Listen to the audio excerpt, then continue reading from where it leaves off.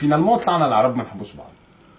انت تحكي على الفيصلي الاردني على البارح هذيك البارح اول حاجه انا خلينا من برهوم الشيء الوحيد اللي لازم نقولوه البرهوم وانه الترجي ارقى وارفع واسمى من اللي حكى عليه الكل. الترجي بالحكم غير حكم يفوز. هذه اول كلمه لازم. انا لو كنت في الاستوديو كنت نرجع له لانه الترجي اقوى من الكل. اللي في البطوله ما رجعولوش وقعدوا يحكيوا على اساس ما نعرفش انا ما نعرفش انا تونسيهم بلي مش تونسيهم كلهم مع بعض شو يقولوا شو ما يقولوش ما يهمنيش. لكن انا اللي يهمني هو هذا انه الترجي ما فازش لانه الحكم اعطاه هدف للترجي كان مفروض هو انه يلغى. ليه؟ الترجي اقوى من الكل. الترجي كان مفروض هو يفوز. من بعد نرجعوا اذا تحبوا كان ممكن يفوز احلى من هكا. كان ممكن الترجي ما يخليش نفسه الى اخر لحظه. كان ممكن عده اشياء فنيه بالنسبه للترجي. شنو قلت لي انت؟ شنو سؤالك؟ نسيت. سألت على الفيصلي. شوف الفيصلي والله شوف انا نتذكر في وقت من الاوقات والفيصلي كنا نفوزوا عليه بالسبعه.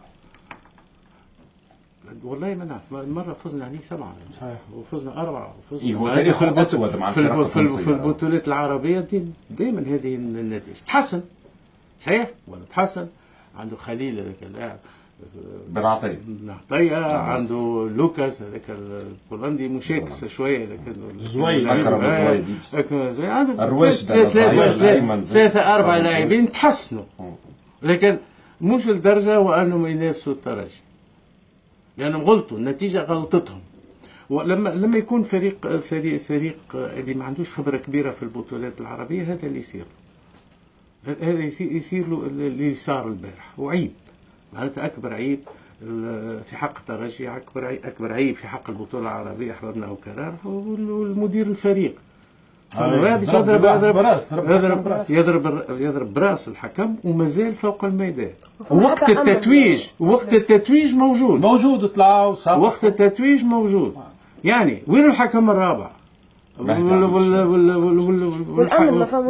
والحكم انا شنو نوريك معناتها نهائي بطولة عربية فيها حكم من هذا النوع. يعني حكم المباراة قوات عليه. هو كانتش قوية ياسر وفي الاخر قوات عليه اكثر من اللازم. فهمت؟ ف مش هذا الموضوع. الفيصلي الاردني غلط على طول الخط. الفيصلي الاردني لابد ان يكون اولا يعتبر وصوله الى النهائي هو في حد ذاته التتويج. جاز. يلعب الوقت الاضافي مع الترجي انجاز اكبر. فهمتني؟ هي النية كانت الوصول الى ضربات الجزاء. بالضبط. يعني مشات ولا جات معناتها ضربات الجزاء. هو انت وصلت الوقت الاضافي مع الترجي. شنو اللي مازال تربح الترجي؟ لا معناتها شنو؟ معناتها في نية الفيصلي الاردني باش يربح الترجي. معناها اللي صار كله عيب معناتها بالنسبه للفيصلي الاردني واللاعبين والكل. لا يعني